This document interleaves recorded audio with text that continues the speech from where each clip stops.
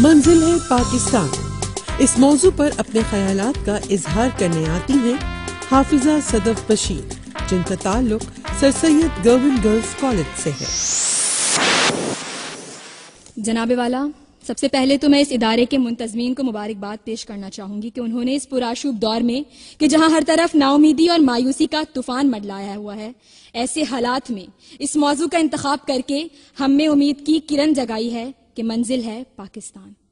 یہ موضوع مجھے آج سے ٹھیک 63 سال پہلے کی تاریخ یاد دلاتا ہے کہ جب اس ملک پاکستان کو حاصل کرنے کے لیے لاکھوں جانوں کے نذرانے پیش کیے گئے، لاکھوں ماؤں کے لختے جگر بچھڑ گئے، کتنی بہنوں کی عصمتیں پامال کی گئیں، بے سر و سامانی کے عالم میں بھی وطن کے یہ جیالے دشمنان وطن کے آگے سینہ سپر ہو کر کھڑے رہے اور اپنی بقا کی جنگ لڑتے رہے، کیونکہ ان کے تصور میں ایک ایسی ریاست کا حصول تھا کہ جہاں پر ہر مسلمان سچائی اور امانت داری کے ساتھ اپنی زندگی گزار سکے، جہاں امن و سکون کا درس دیا جاتا ہو۔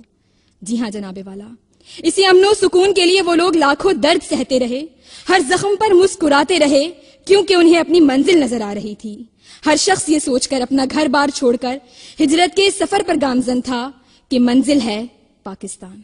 لیکن جناب والا، حقیقت تو یہ ہے کہ ہم وہ ناشکرے ہیں کہ جو منزل پر پہنچنے کے بعد بھی اس کی قدر و قیمت کو نہ جان سکے۔ وہ پاک سرزمین کہ جس کے وجود سے عالم اسلام کو دوام ملنا تھا، وہ آج خود اپنی بقا کی جنگ کیوں لڑ رہی ہے؟ وہ قوم جس کی جڑوں سے شاعر مشرق نے سید و مرزا افغاں کا فرق مٹایا تھا اور جسے ایک کلمے کی بنیاد پر امن اخوت اور بھائی چارے کی حسین ڈور میں پرویا تھا، ان کی صفوں میں تعصب اور نفرت کی آگ کب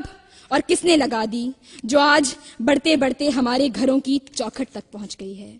تعصب کی ایک بڑھتی ہوئی آگ بہت خطرناک ثابت ہوگی، اس کی تباہ کاریاں نہ جانے ہماری آئندہ کتنی نسلوں کو جلا کر راکھ کر دے گی۔ جناب والا، مستقبل کے معمار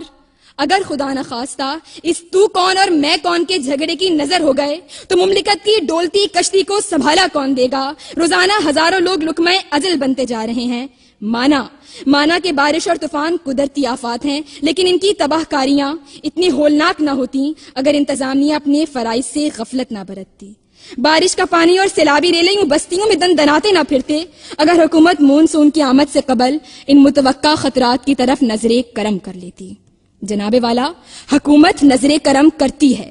حکومت نظر کرم کرتی تو ہے، لیکن آٹا، چینی، بجلی اور گیس اور پیٹرول کی قیمتوں میں اضافے پر کہ جو ڈھیٹ عوام قدرتی آفات اور دہشت گردی سے بچ جائیں، وہ خودکشیاں کر کے ختم ہو جائیں، اور عوام یہ کہتی نظر آتی ہے کہ نہ سوال وصل، نہ عرض غم، نہ حکایتیں، نہ شکایتیں، تیرے عہد میں دل ازار کے سبھی اختیار چلے گئے۔ جناب والا، ان سب حالات کے باوجود بھی ہمیں وہ منزل نظر آتی ہے جو ہے پاکستان۔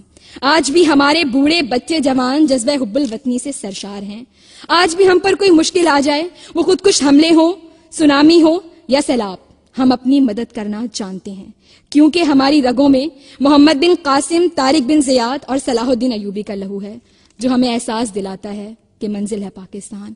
میرے وطن میرے دل کو قرار تجھ سے ہے، خزاؤں کے دور میں قیام بہار تجھ سے ہے، جہاں بھی جاؤں تیرے نام سے منسوب رہوں، میرے وطن میری عزت و وقار تجھ سے ہے۔ پاکستان زندہ باد۔ اپنے پسندیدہ ڈیبیٹر کو ووٹ کرنا چاہیں تو اپنے موبائل کے رائٹ آپشن میں جا کر ڈیبیٹ یعنی DEBATE لکھ کر اسپیس دیجیے، ڈیبیٹر کا نام لکھیے اور 1313 پر سینڈ کر دیجیے۔